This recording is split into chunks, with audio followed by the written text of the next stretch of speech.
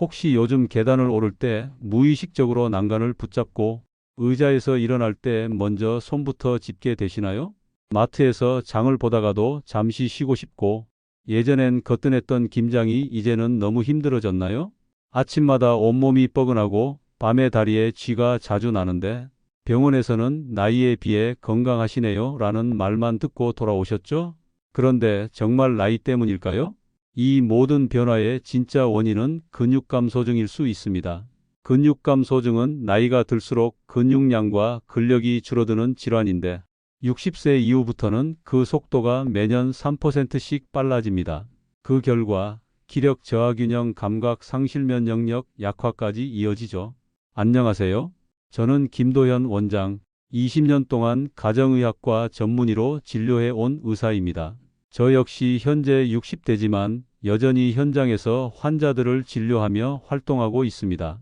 제가 이 나이에도 건강하게 진료를 이어갈 수 있는 비결이 바로 오늘 여러분께 알려드릴 그 방법입니다.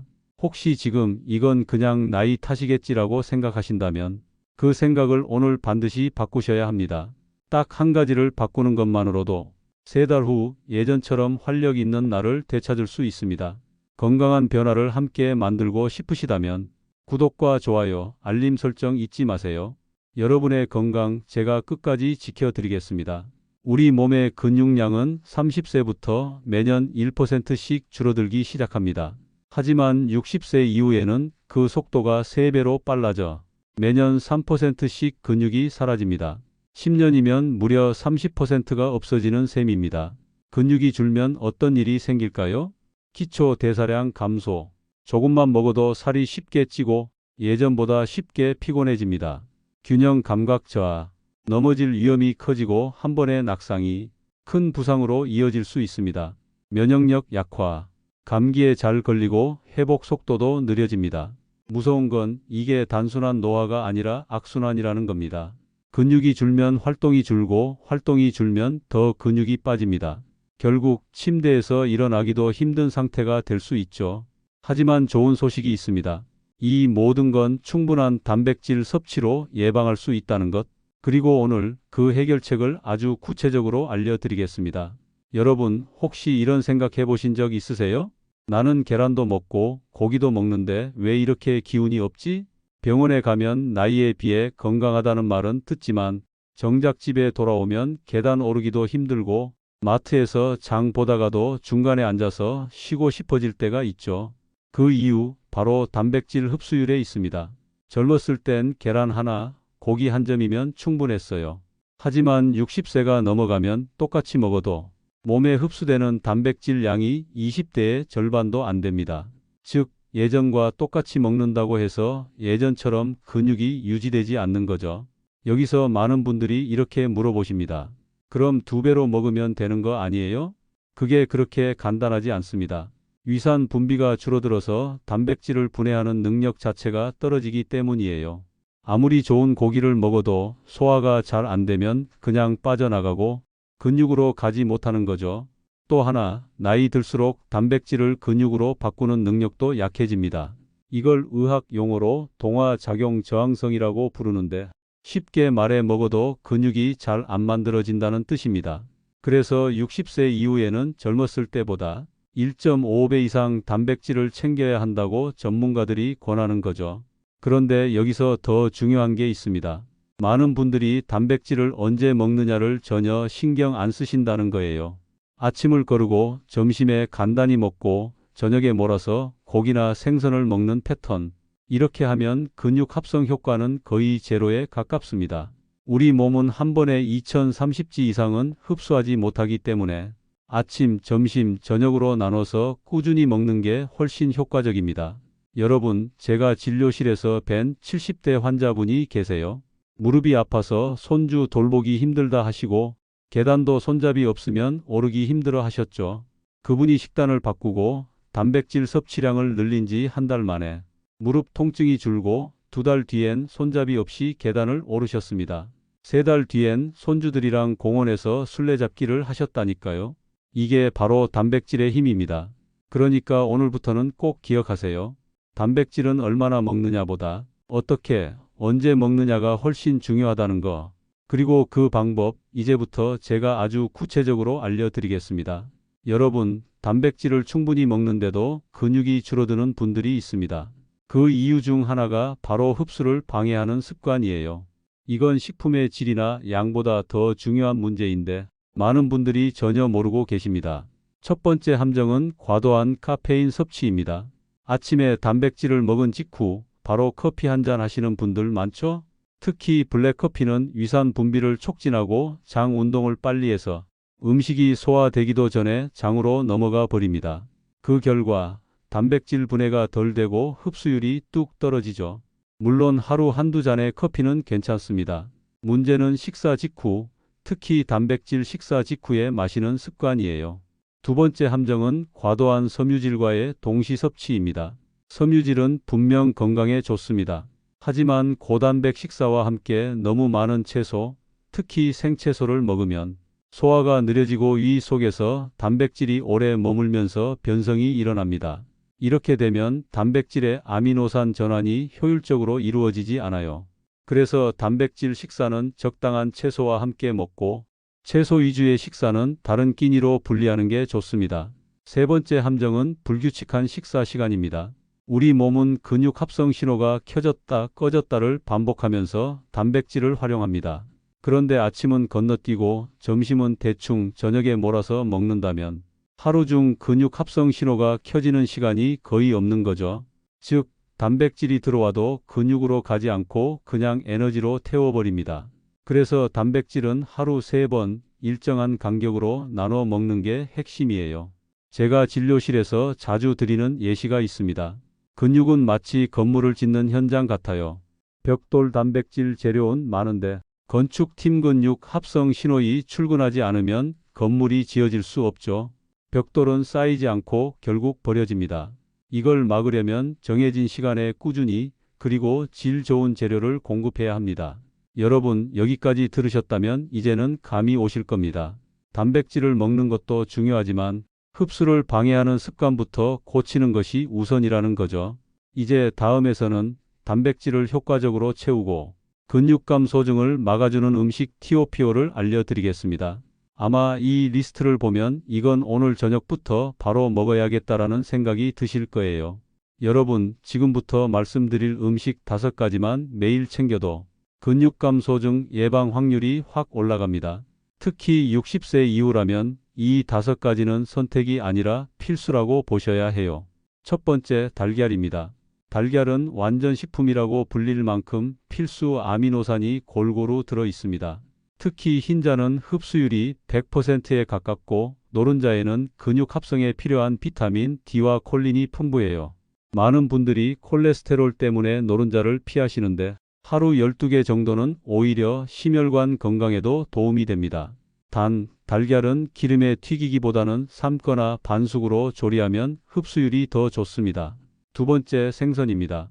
그 중에서도 연어, 고등어, 참치처럼 기름진 생선이 좋아요. 이런 생선에는 오메가-3 지방산이 많아 근육의 염증을 줄이고 단백질 합성을 촉진합니다. 특히 고등어는 가격 대비 단백질 함량이 높고 칼슘까지 같이 섭취할 수 있어 60대 이후에 정말 좋은 식품입니다. 세 번째, 닭가슴살입니다. 단백질 함량이 높고 지방이 적어서 근육 형성에 최적이에요. 많은 분들이 닭가슴살을 퍽퍽하다고 싫어하시는데 요즘은 촉촉하게 조리된 냉동 제품이나 슬라이스 형태로도 잘 나와서 부담 없이 드실 수 있습니다. 여기에 허브나 향신료를 곁들이면 맛도 훨씬 좋아져요. 네 번째, 콩류입니다. 두부, 검은콩, 병아리콩 같은 식물성 단백질은 동물성 단백질과 함께 먹으면 아미노산 구성이 완벽해집니다. 특히 두부는 소화가 잘 돼서 위장이 약한 분들에게 좋고 식물성 에스트로겐이 뼈 건강에도 도움을 줍니다. 마지막 5번째, 그릭 요거트입니다. 그릭 요거트는 일반 요거트보다 단백질 함량이 2배 이상 높고 유산균이 장 건강을 지켜주기 때문에 단백질 흡수율을 높이는 데도 큰 역할을 합니다. 단, 시중 제품 중에는 당분이 높은 제품이 많으니 플레인 제품을 고르시는 게 좋습니다. 여기서 중요한 팁 하나 드릴게요. 이 5가지를 한 끼에 다 먹을 필요는 없습니다. 아침에는 달걀과 그릭 요거트, 점심에는 생선과 두부, 저녁에는 닭가슴살과 콩류를 곁들이는 식으로 하루 3끼에 나눠서 드시면 됩니다. 이렇게 하면 몸이 단백질을 훨씬 효율적으로 쓰게 돼요. 여러분, 음식은 약입니다. 특히 단백질은 60세 이후 근육을 지키는 최고의 보험입니다. 이제 어떤 음식이든 효과를 2배로 높이는 먹는 타이밍과 조합을 알려드릴게요. 이 부분이 진짜 핵심입니다. 여러분, 같은 단백질을 먹어도 언제, 어떻게 먹느냐에 따라 효과가 2배, 아니 3배까지 차이 난다는 거 알고 계셨나요? 이건 제가 수많은 환자분들을 진료하면서 직접 확인한 사실입니다. 먼저 타이밍부터 말씀드릴게요. 우리 몸은 하루 중 아침에 단백질을 가장 효율적으로 사용합니다. 밤새 공복 상태였던 몸이 아침에 단백질을 만나면 근육 합성 신호가 가장 강하게 켜집니다. 그런데 많은 분들이 아침을 그냥 빵 한 조각, 커피 한 잔으로 때우시죠. 이러면 근육 합성 신호를 켤 기회를 스스로 날려버리는 겁니다. 그래서 아침에는 꼭 단백질을 포함한 식사를 하셔야 해요. 달걀, 그릭 요거트, 두부, 심지어 전날 남은 생선 한 조각이라도 좋습니다. 그리고 두 번째 중요한 타이밍은 운동 직후입니다. 운동 후 30분 1시간 이내를 골든 타임이라고 하는데, 이때 단백질과 탄수화물을 함께 섭취하면 근육 회복과 합성이 가장 빠르게 진행됩니다. 예를 들어 운동 후에 닭가슴살과 고구마 혹은 두유와 바나나를 같이 먹는 식이 좋습니다. 마지막으로 자기 전 단백질 섭취입니다. 밤에 먹으면 살찌지 않나요? 하고 물어보시는 분들이 많은데, 자기 전 섭취하는 단백질은 주로 카제인처럼 소화가 천천히 되는 종류를 추천합니다. 이렇게 하면 밤새 근육이 분해되는 것을 막아주고 아침에 기운이 달라집니다. 그릭 요거트나 두유, 카제인 단백질 파우더가 여기에 해당합니다. 이제 조합 이야기로 넘어가죠. 단백질은 단독으로 먹는 것보다 탄수화물이나 좋은 지방과 함께 먹을 때 흡수율이 높아집니다. 예를 들어 달걀에 아보카도, 연어에 올리브 오일, 닭가슴살에 고구마나 현미밥을 곁들이면 단백질이 근육으로 가는 비율이 확 올라갑니다. 그리고 동물성 단백질과 식물성 단백질을 같이 먹는 것도 좋은 방법이에요. 동물성 단백질에는 메티오닌이 풍부하고 식물성 단백질에는 라이신이 많아서 서로 부족한 아미노산을 보완해 줍니다. 예를 들어 닭가슴살과 두부, 달걀과 콩밥 이런 조합이 대표적입니다.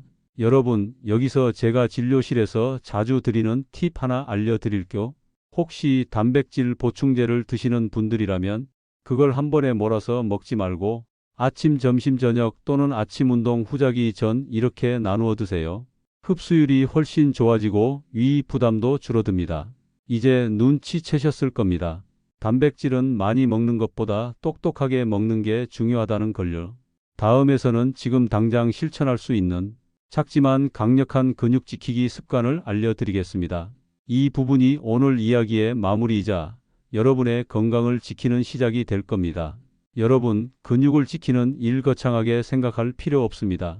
오늘 당장 아주 작은 변화부터 시작하면 됩니다. 제가 진료실에서 늘 강조하는 말이 있어요. 근육은 하루아침에 빠지지 않지만 하루아침에 회복도 안 됩니다. 그래서 하루하루 쌓아야 한다는 거죠. 첫 번째 변화는 아침 식사 습관입니다. 내일부터는 빵, 커피로 끝내지 말고 달걀 1개, 그릭 요거트 1컵, 두부 몇 조각이라도 꼭 추가하세요. 아침에 단백질이 들어가면 하루 전체의 근육 합성 신호가 살아납니다. 두 번째 변화는 식사 나누기입니다. 한 끼에 단백질을 몰아서 먹는 대신 아침, 점심, 저녁으로 골고루 분배하세요. 단백질은 우리 몸에 저장되지 않기 때문에 나눠서 먹는 게 훨씬 효과적입니다. 세 번째 변화는 하루 10분 근육 자극입니다.